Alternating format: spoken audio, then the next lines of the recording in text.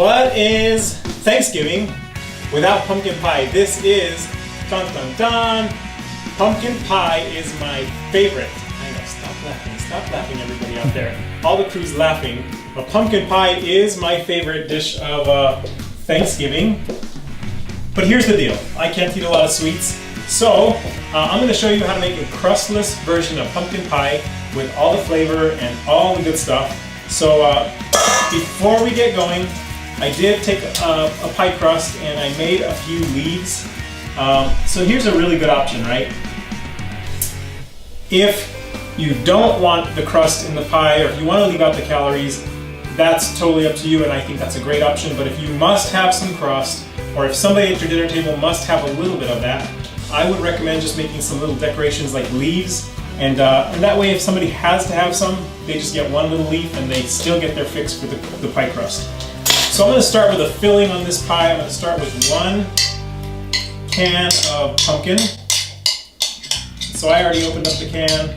I thought it would look nicer not to have the can in front of you.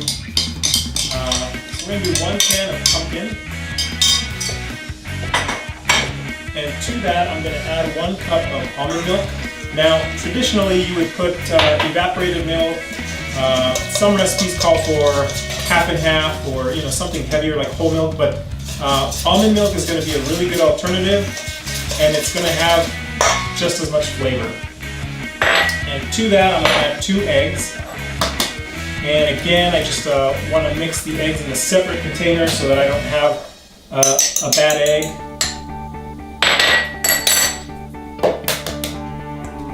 And then all the spices come. This time of year, all the smells, that's what really gets to me, is the cinnamon, the nutmeg, the cloves.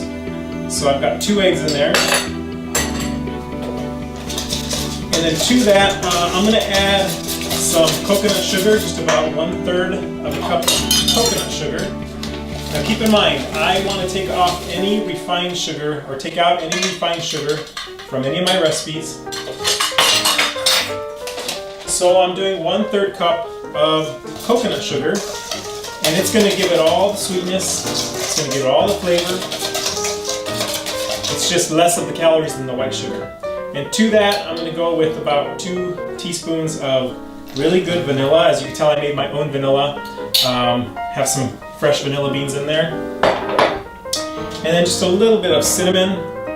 And this is going to take about 1/2 teaspoon of cinnamon. Some nutmeg.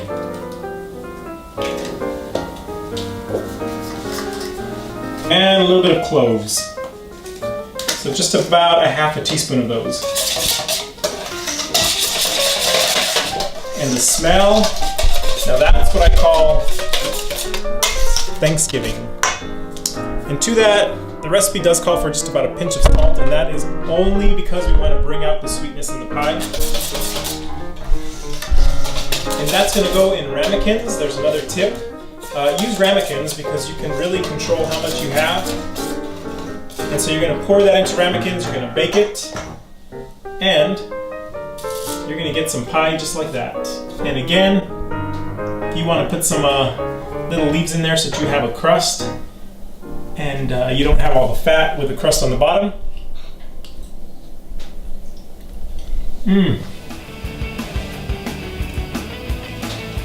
Now this is what I think of when you say Thanksgiving.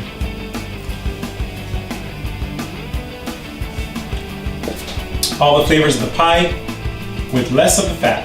Have a great Thanksgiving, everybody. Check out my recipes at portionyourplate.com and look for some up and coming recipes for the holiday season.